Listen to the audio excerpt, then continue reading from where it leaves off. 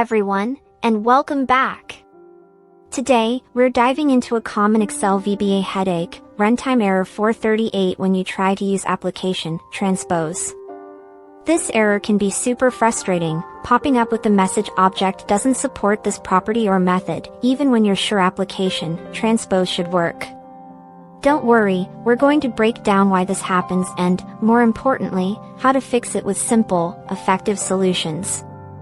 So, if you've ever struggled to transpose data using VBA and hit this roadblock, you're in the right place to learn how to resolve it once and for all. Let's get straight into understanding the problem and its fixes.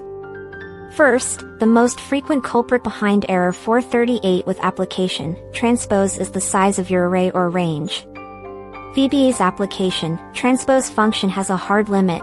It can only handle arrays or ranges up to 65,536 cells. If your source data is larger than this, you'll definitely hit error 438. The simple solution here is to avoid Application.Transpose for massive datasets.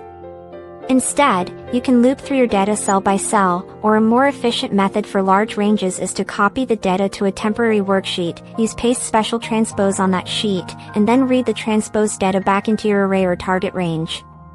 This bypasses the VBA function's internal limit.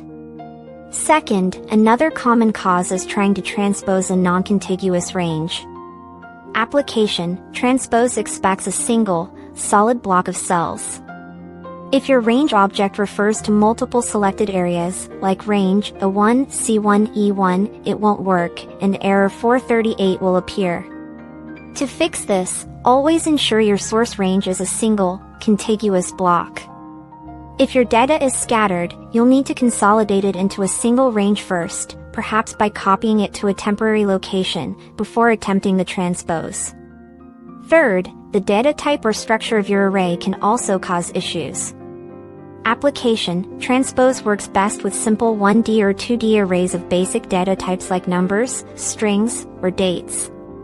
If you're trying to transpose an array of objects, or a very complex user-defined type, you might encounter this error.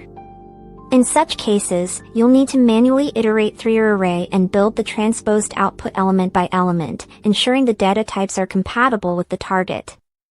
Fourth, sometimes the error occurs when you try to transpose a single cell range directly into an array variable. While Application.Transpose range A1 might seem logical, it often expects a multi-cell input to create an array. If you only have a single cell, you typically don't need transpose at all. You can just assign myArray 1 equals range A1 value directly. Always make sure your source is genuinely an array or a multi-cell range that benefits from the transpose operation. By keeping these points in mind, checking array size, ensuring contiguous ranges, verifying data types, and understanding single-cell behavior, you'll be well equipped to avoid and resolve runtime error 438 when using Application.Transpose in your VBA projects. Thank you so much for watching today's video. I hope these tips help you conquer that pesky runtime error 438.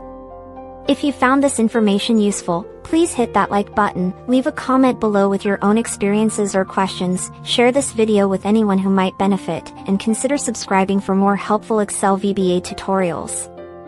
Your support really helps the channel grow. See you next time.